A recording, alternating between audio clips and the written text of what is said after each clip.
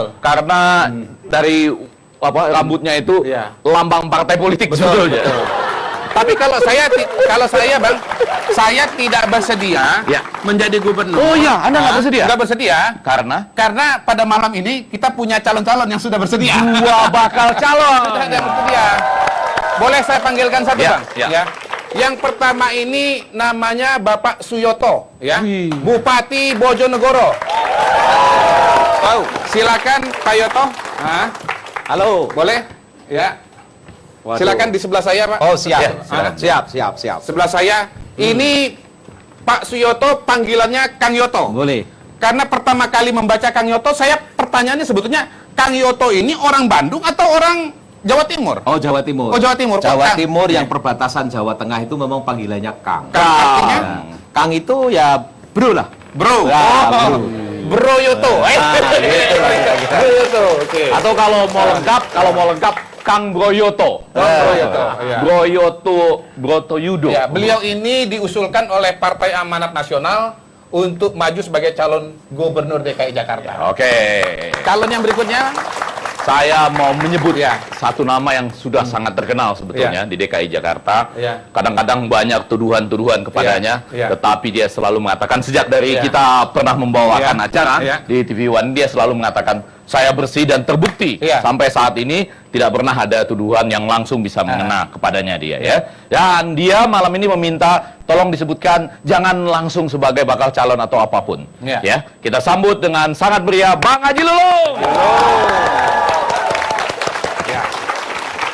Bang Haji Lulung. Ya. Assalamualaikum. Assalamualaikum warahmatullahi wabarakatuh. Ya. Kalau bagi saya, Bang Lulung ini sangat terkenal dengan rambut belah tengahnya. Itu ciri khasnya beliau. Boleh kita tanya nggak, Bang? Saya tanya dengan Kang Yoto. Kira-kira ya Gubernur DKI Jakarta itu kan banyak yang mau bersedia.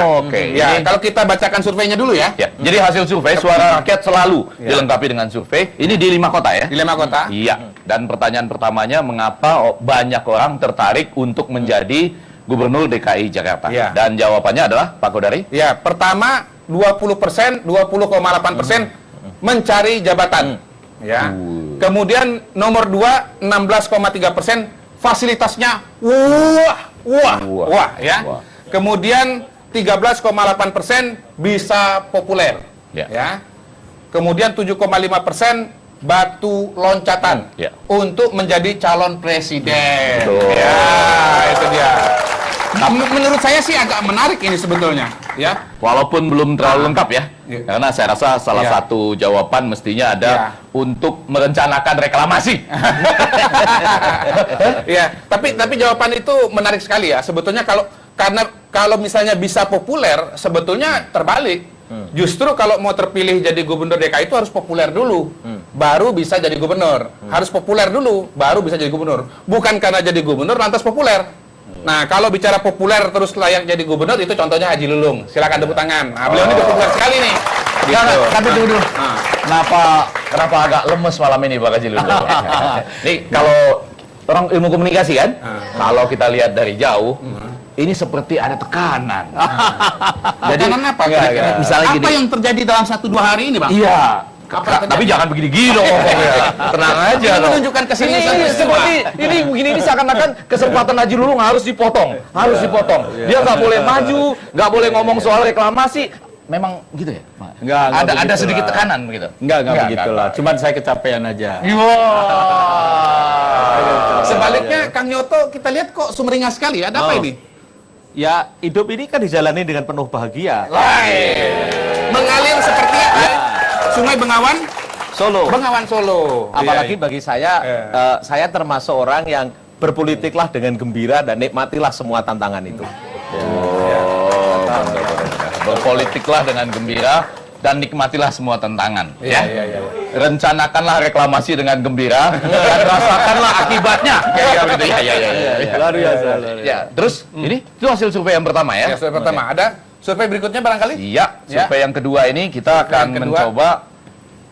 Kita masih tunggu dulu. Iya. Nah, ini ya. Menurut pertanyaannya, Kang Yoto, menurut Bapak Ibu Saudara, apakah latar belakang profesi calon kepala daerah berhubungan dengan kemampuan untuk memimpin daerah?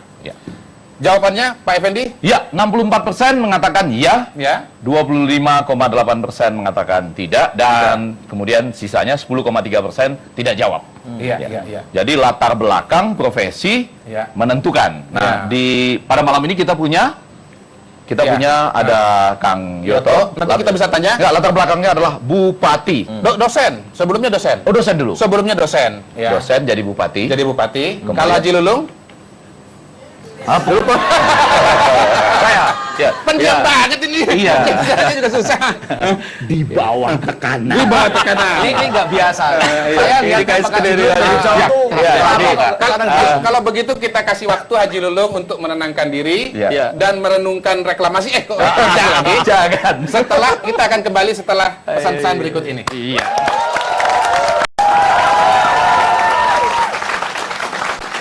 Kembali di Suara Rakyat, malam ini kita akan membicarakan aksi para penantang Ahok. Para penantang Walaupun ada juga yang belum deklarasi, ya kan? Ada belum deklarasi. Tapi kalau Kang Yoto ini kelihatannya semangat. Iya. Silakan Pak Koda. Kenapa diusulkan oleh Partai Amanat Nasional untuk menjadi calon gubernur di DKI Jakarta, Kang Yoto? Jadi gini, soal pertimbangan PAN itu saya kira yang jawab pengurus PAN ya. Oke, pertimbangan Kang Yoto sendiri. Ya, pertama saya memang belum merencanakan dalam 1 tahun ini pensiun dari politik. Oh. Nah, kalau saya belum pensiun dari politik, itu artinya sama dengan sopir bis, kalau ditanya apa Anda mau nyopir ke sana, kita harus bilang siap. Oh, jadi ini Bersedia. trayek baru lah kira-kira begitu ya. Jadi Trayek baru. sebagai politisi sama dengan dosen lah. Gimana sih? Kan katanya udah di trayek yang ada. Ya. Sekarang pindah trayek. Ini pilkada DKI. saya kira sama kalau Mas Jadi Kodari trayek. ditanya, ini ada tantangan begini sebagai konsultan Ya. pasti akan bilang siap dulu dong. Siap. Bersedialah, Siap, bersedia. bersedia. Karena menurut saya pilkada itu ada 3 tahap. Ya. Yang pertama adalah maju beneran, berkompetisi. Maju beneran, ya. Yang kedua adalah siap ketika dia sudah dicalonkan dan ada tiket. Yang pertama itu adalah bersedia dibicarakan. Sebenarnya tahapan yang saya alami ini masih Bersedia dibicarakan. untuk dibicarakan, untuk iya. disebut gitu ya. Dan teman-teman mahasiswa bersedia. Kenapa? Karena menurut saya itu sangat penting. Karena esensi daripada demokrasi itu adalah memberi kesempatan kepada rakyat untuk punya pilihan-pilihan. Pilihan-pilihan. Jadi bukan pilkada, pilihan gubernur itu bukan orang dengan orang yang bertarung, tapi lebih bagaimana kita berlomba-lomba memberikan pilihan yang terbaik buat rakyat. Oh, bagus sekali. Kalau Kang Lulung, Bang Lulung, ya, Bang Lulung. Gak enak banget Pak Kang Lulung. Bang Haji Lulung, Bang Haji Lulung. Kira-kira bersedia jadi calon gubernur, kira-kira kenapa? Ya, Apa tadi sebabnya? tadi sudah disampaikan dengan Bang Effendi Ya. bahwa saya memang tidak mau disebut dulu Oh, tidak mau sebagai disebut. calon dan segala. Tapi rakyat nyebutkan boleh kan? ya Bang, kalau rakyat boleh. Kalau boleh saya katakan banyak alasannya karena di samping saya memang profesinya bekas pengusaha, masih sekarang masih. Ya. Kemudian sekarang ini saya profesinya ada di partai politik. Ah, di ya. partai politik, ya. Dan saya sudah punya pengalaman 7 tahun. Ya. Hari ini saya memang belum berhenti ya menjadi anggota dewan. Tentunya masih banyak pokok-pokok pikiran. Jadi kalau tadi menjawab apakah ada kaitannya dengan profesi, Bang Haji Lulung profesinya sudah, Sudah, yaitu artinya- anggota DPRD Yes, DKI Jakarta. Ya, artinya sudah 7 tahun. 7 tahun saya memberikan pokok-pokok pikiran, kemudian kita dalam proses politik, dalam proses pilkada tahun 2017, kita sadari bahwa tahun ini adalah tahun politik. Banyak masyarakat yang tadi yang berinteraksi, kemudian juga banyak calon-calon yang maju ingin menjadi calon. Kemudian memang saya sepakat. Iya. Apa saja nanti yang akan kita berikan kepada rakyat barangkali itu. Kalau saya lebih berpikir bagaimana kita sama ya kepada masyarakat membangun sebuah komitmen tadi. Karena masyarakat pada umumnya adalah wajib pembayar pajak. Oleh karenanya tugas daripada kepala daerah itu adalah melakukan percepatan pembangunan dan Yang pengelolaan jelas kalau Haji Lulung pasti maju calon gubernur bukan karena ingin populer, karena beliau sudah sangat populer. Bukan mencari jabatan, karena beliau sudah punya jabatan. Anggota Iya. DPRD. Iya, bukan mencari kaya karena beliau sudah Kaya. Walaupun ada juga alasan berikutnya, Yaitu? ingin jadi calon presiden. Enggak. Oh, enggak.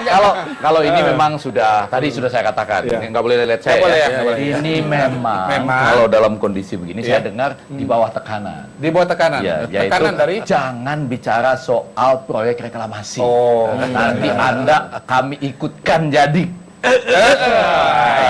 Gitu. Jadi malam ini jadi begini nih ya. Tenang. Oke.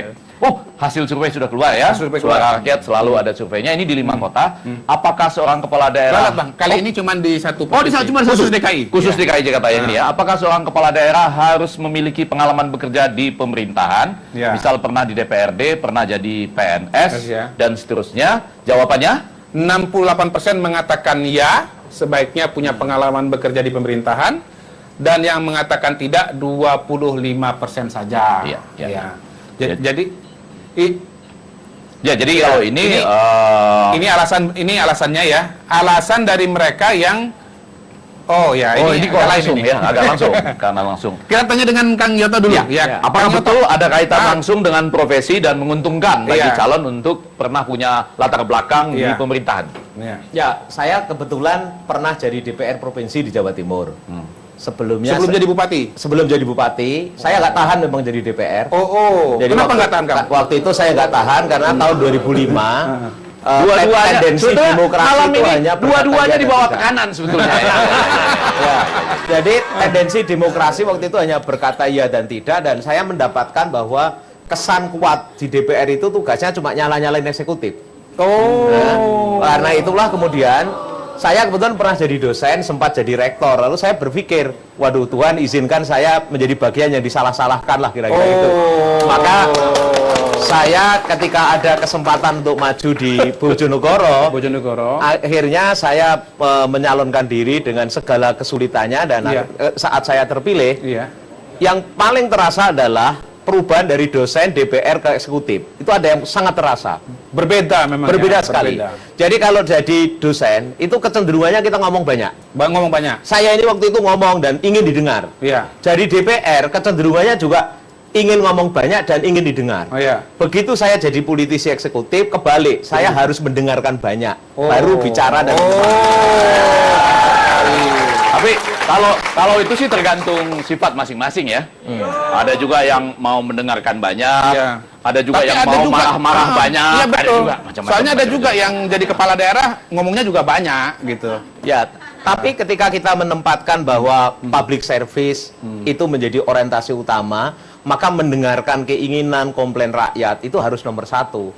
Karena pada hakikatnya kewenangan yang dimiliki kepala daerah itu kan dia punya kewenangan budgeting, dia punya kewenangan untuk membuat legislasi, punya kewenangan mendaya gunakan yang namanya adalah sumber daya manusia, dan pada saat yang sama kepala daerah juga harus menjadi juru bicara bagi rakyatnya untuk kepentingan yang lebih besar ketika berhubungan dengan pemerintah pusat. Di balik DPRD barangkali ya, pada bagian lain. Iya. Ini menarik kan, karena DPR waktu jadi DPRD, Kang Yoto ini saya tugasnya nyala-nyalain eksekutif. Betul. Ya, Apakah ini Abang sepertinya merasa suka profesi. nyala-nyalain eksekutif? Saya pikir Iya Bang.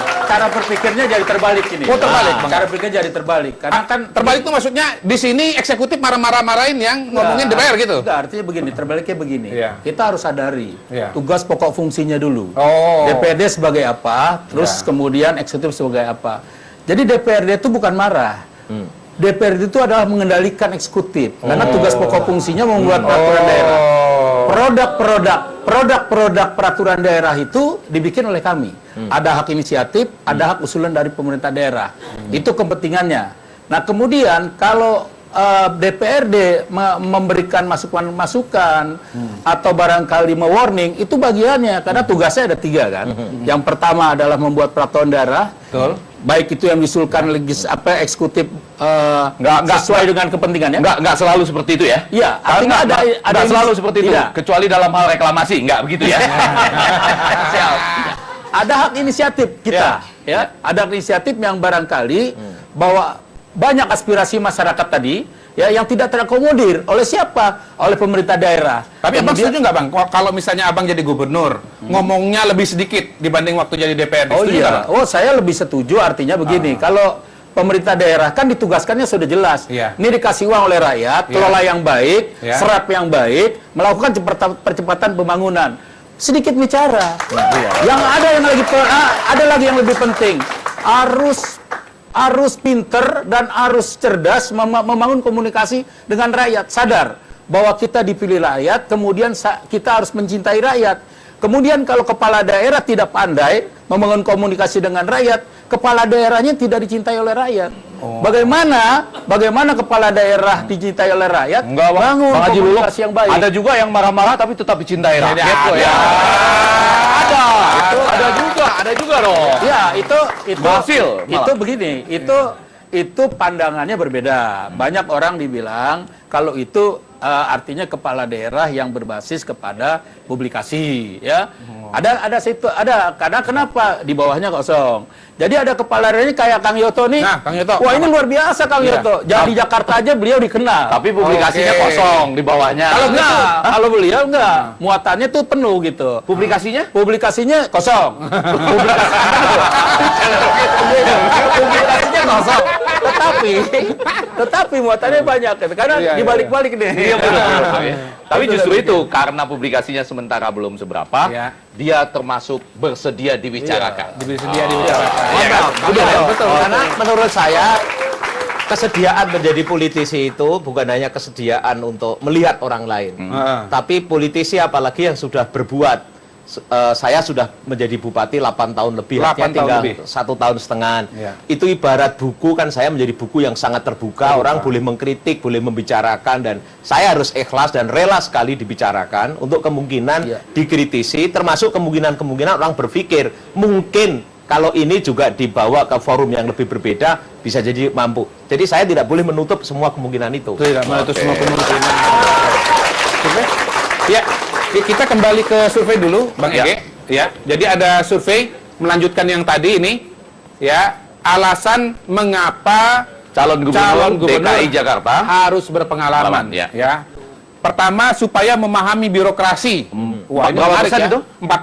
40%. 40%. Ya, ini memang menarik ya, Bang ya. Karena birokrasi itu katanya suatu rimba tersendiri. Itu ya. sederhana. Kalau tidak paham bisa tersesat.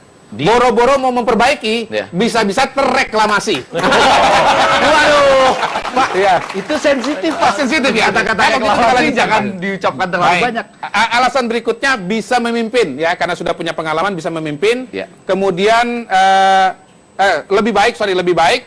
Kemudian tahu masalah, ya.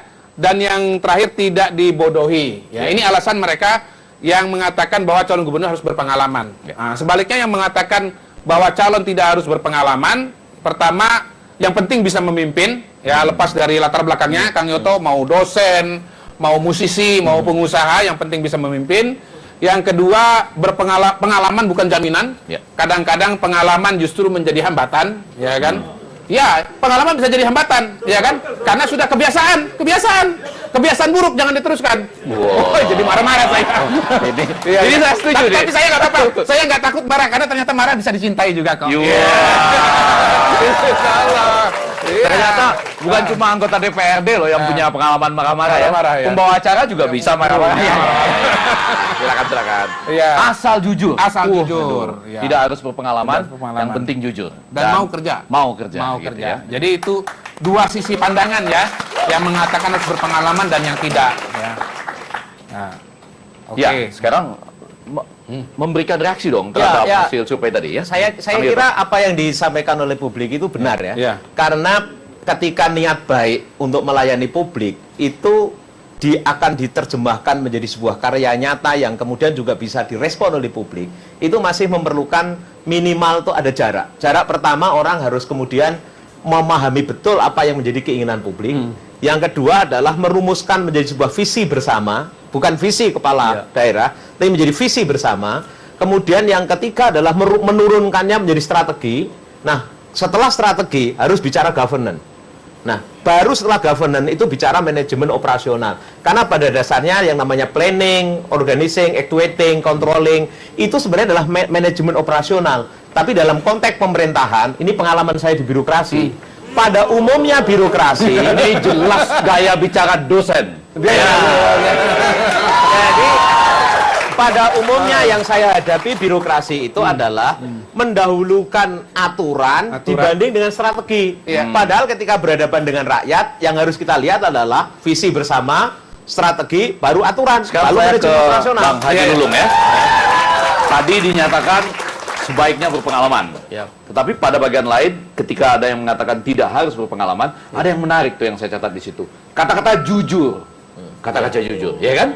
Jadi menarik nih. Kalau orang berpengalaman, tapi tidak jujur, dia lebih berpengalaman menutupi ketidakjujurannya. Betul kan? Hah? Yang mana yang benar, Bang? Saya tadi ada persoalan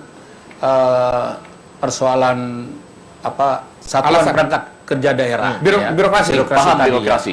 Artinya di sana ada kaitannya dengan kejujuran. Persoalan pengalaman yang ada sebenarnya ada hal-hal yang menjadi semangat bersama. Begini, kenapa di pemerintah daerah, khususnya di wali kota, bupati di seluruh Indonesia ada 520 kabupaten kota, hampir 320 itu semua korupsi. Yang jelas Kang Yoto tidak.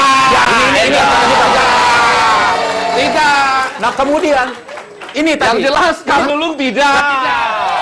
Ini Kang Lulung. Oleh karenanya Kang Yoto katakan tadi terbalik. Iya.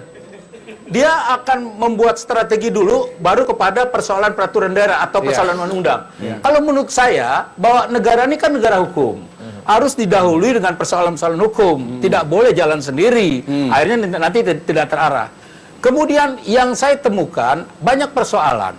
Kenapa? Kalau sudah disepakati dengan upaya-upaya belanja, biaya, terus hibah dan segala macam, ini ada persoalan beli barang nih, belanja. Kadang-kadang teman-teman di eksekutif itu tidak melakukan verifikasi.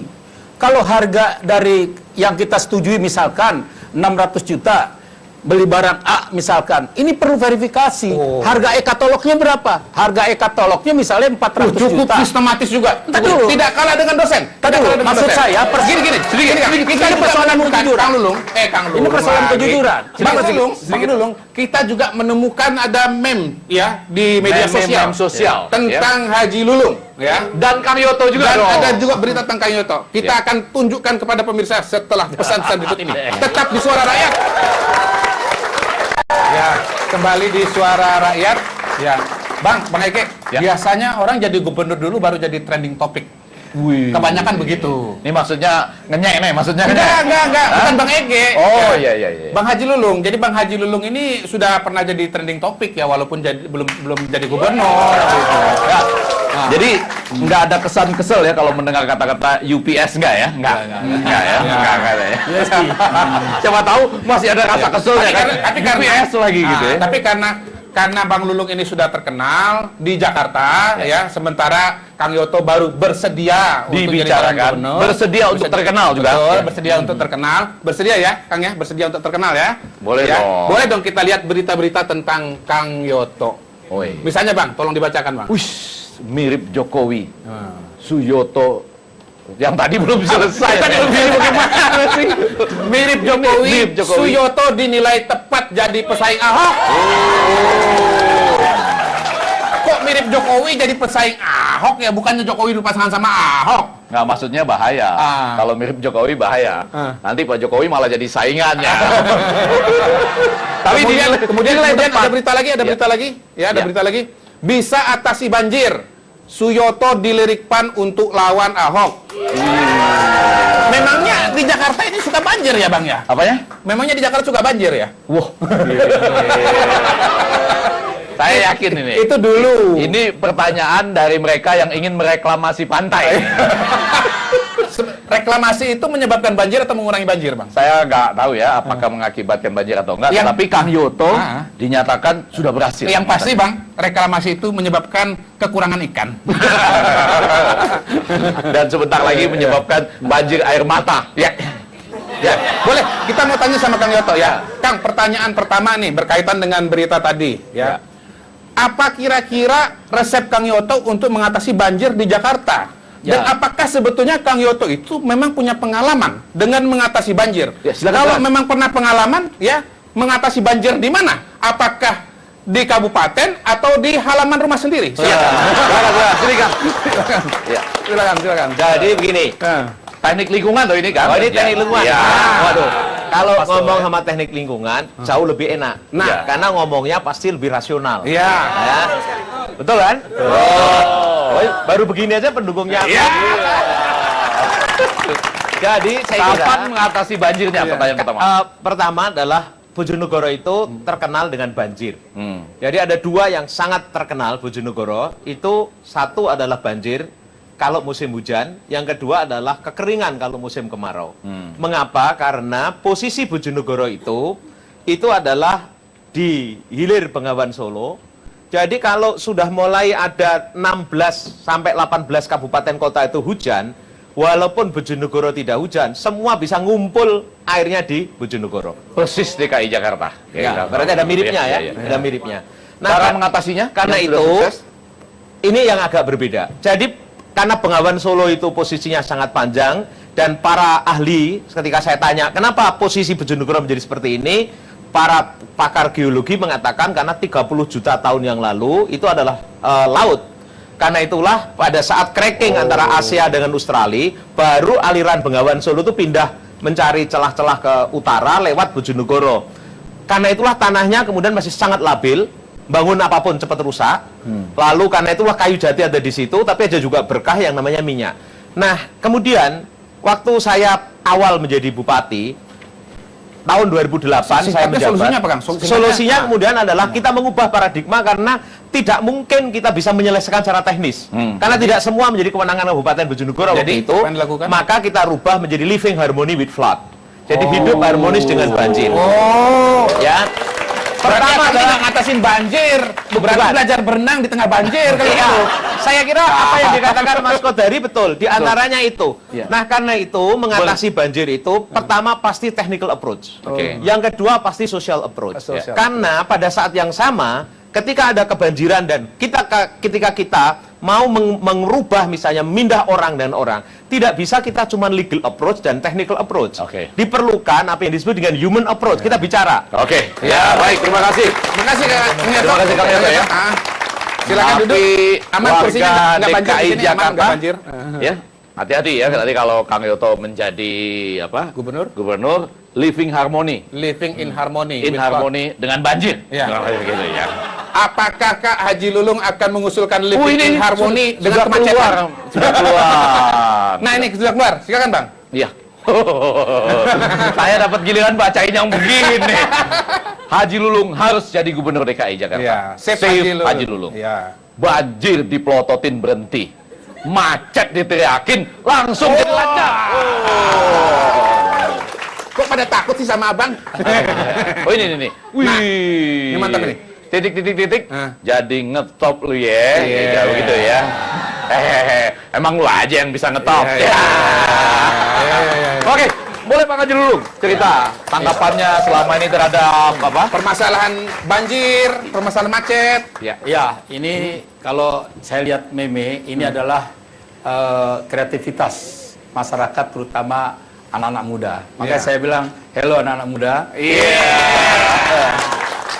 Terus lanjutkan kreativitas kamu, karena ini adalah merupakan, buat saya, ini adalah merupakan kreativitas seni. Tidak tersinggung Bang ya? Tidak tersinggung, kreativitas seni. Kemudian di sana ada sosok, ya, ada sosok Haji Lulung yang selama ini ada tanda kutip lagi, ada nilai positif dan negatifnya.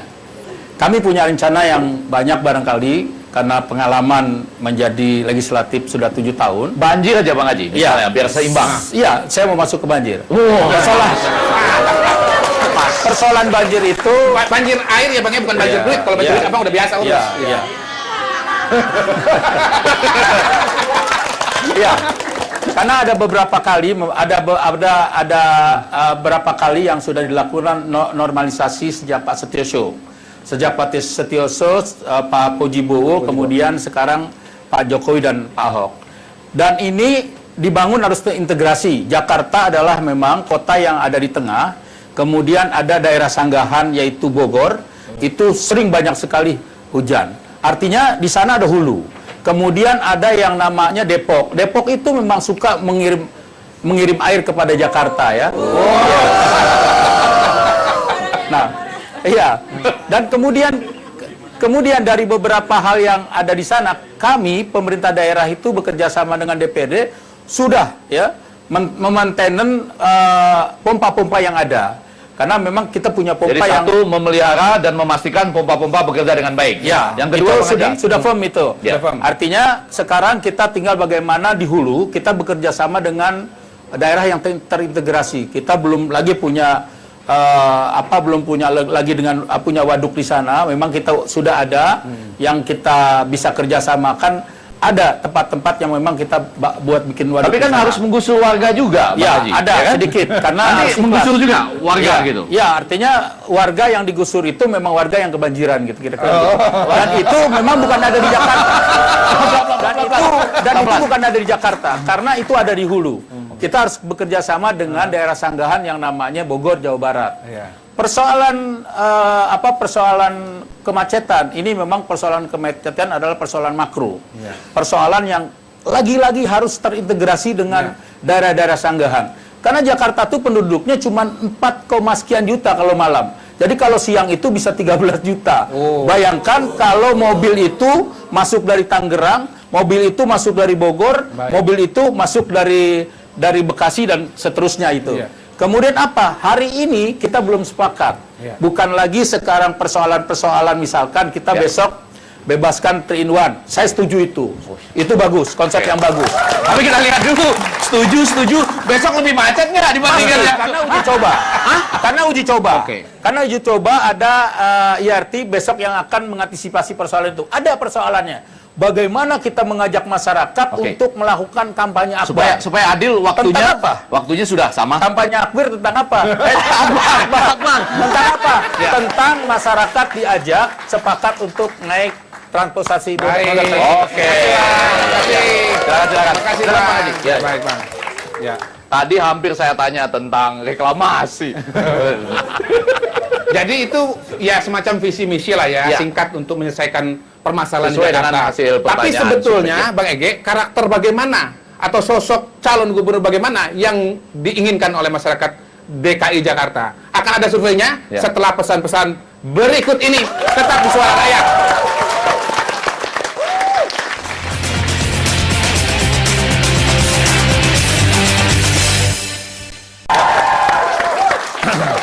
Nah, kita kembali nih ke survei yang tadi ya. Sebetulnya sosok gubernur seperti apa yang itu tadi diinginkan ya. oleh masyarakat DKI Jakarta? Iya. Dan- Sudah ada surveinya, Bang? Ya, dan hasilnya menunjukkan Silakan, Bang. sosok ideal seperti apakah yang dibutuhkan untuk memimpin DKI Jakarta. Dan yang paling atas 45,5% menyatakan Tegas. lalu 19% mengatakan tidak korupsi. 7% mengatakan santun. Santun. Ya. 3,5% mengatakan merakyat. Ya. Kang Yoto merasa tegas atau enggak nih sebetulnya? Oh, saya kira yang menilai orang lain ya. Tapi Kang Yoto sendiri merasanya bagaimana? Tegas atau tidak? Kalau saya tergantung kebutuhan. Iya. Tergantung kebutuhan. Wah. Karena ketegasan itu pada saat Tegas diperlukan itu bisa harus disesuaikan, dilakukan. ya. Mungkin karena apa yang saya hadapi berbeda dengan di Jakarta. Iya. Di Bojonegoro itu kan mulai ada yang perkotaan sampai yang pedesaan. Contoh ketegasan. Ya, Kang contoh yang Yoto paling selama gampang 8 tahun memimpin Bojonegoro. Ya, mungkin saya bisa menyebut Bojonegoro itu kebetulan kita sedang mengelola eksplorasi migas di Bojonegoro. Ada perusahaan besar multinasional di situ, ada orang-orang pusat yang kemudian juga bekerja di situ. Lalu ada rakyat saya yang memang dia harus merelakan 6.000 hampir 600 hektar tanahnya walaupun itu dibeli.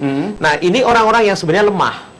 Karena itulah kapan saya harus tegas, kapan saya harus lemah lembut dan kapan saya harus membawa rakyat saya pada posisi di mana diperhatikan oleh yang kuat.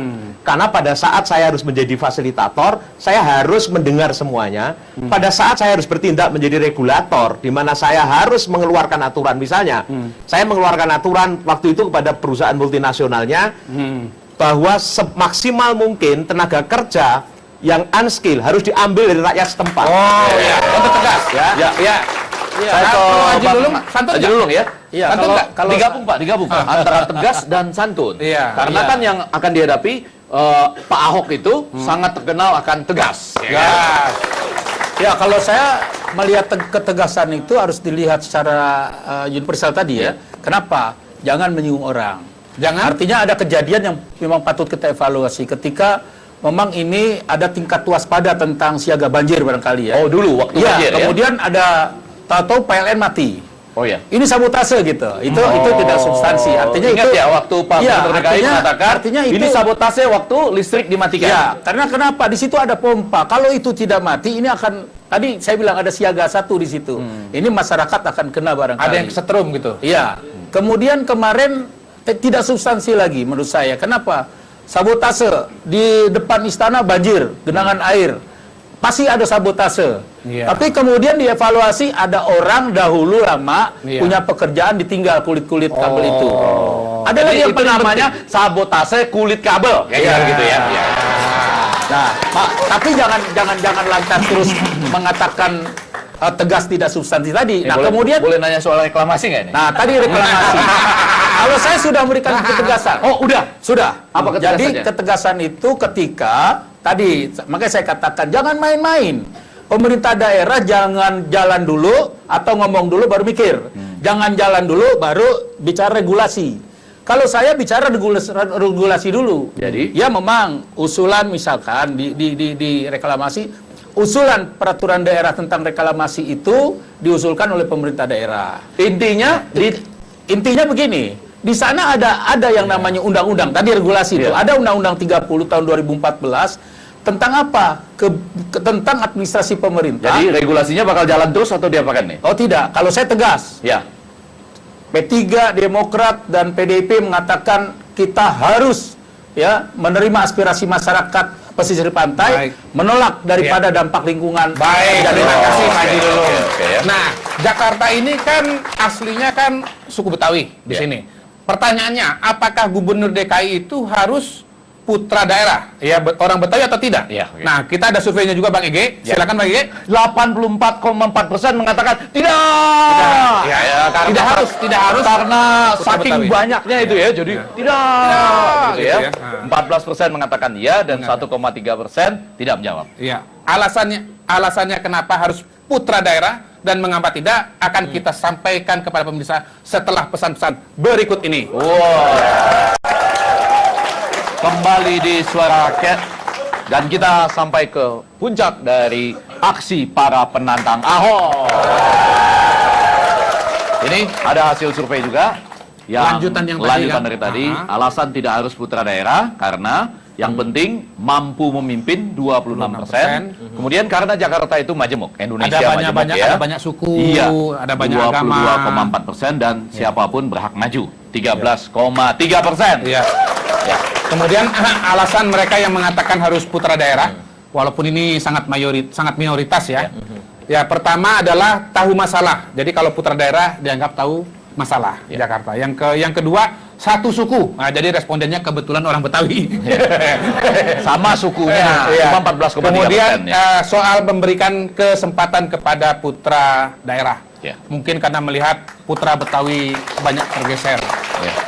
Saya mau mengajak Bang Haji Lulung dulu. Ya, ini tenang aja Bang Haji Lulung. Ini teman-teman mahasiswa Fakultas Teknik Lingkungan Trisakti. Jangan dipendam-pendam di dalam hati, jangan dibawa tekanan, bebas saja. Kalau tetap jujur kan nggak perlu takut. Kecuali OTT, ya kan? Kecuali OTT. Silakan. Bang Ya, Haji Lulung. Jakarta sebagai kota urbanisasi. Kemudian memang Jakarta harus setara dengan ibu kota negara lain. Oleh karenanya, Jakarta adalah sebagai kota kompetitif dalam segala aspek kehidupan, termasuk politik. Oleh karenanya, dalam Undang-Undang Dasar 1945 perubahan keempat, di bab 10A pasal 28 di butir kedua, disampaikan bahwa setiap warga negara mempunyai hak sama dalam kepemerintahan. Jadi sudah tidak ada batas lagi, setiap warga negara itu memang punya hak, ya. Tidak harus Kemudian putra daerah, ada yang ya. paling penting, orang yang ingin mencalonkan harus mengerti tentang Jakarta. Kemudian harus mengerti tentang budaya, kemudian harus mengerti tentang kearifan lokal. Ini adalah sebuah penghargaan barangkali siapapun dia yang bukan orang Jakarta mau mencalonkan dan nanti jadi Iya. harus mengerti 3 hal. Saya hanya ingin menutup dengan tadi yang sering muncul ya. Pilih jangan asal agar nanti tidak menyesal. Sebetulnya bisa juga disebutkan menjadi reklamasi jangan asal agar nanti tidak menyesal. Kasih banyak, Ki. Kang Yoto. Ya. Jadi kan alhamdulillah nih, hasil surveinya sudah menunjukkan mayoritas tidak problem, tidak harus putra Betawi. Nah, seandainya Kang Yoto nih ada tugas menjadi gubernur Jakarta, kira-kira apa yang akan dilakukan, apa permasalahan Jakarta? Silakan, Kang. Ya, saya membayangkan bahwa Jakarta ini adalah rumah besar, rumah kita semua.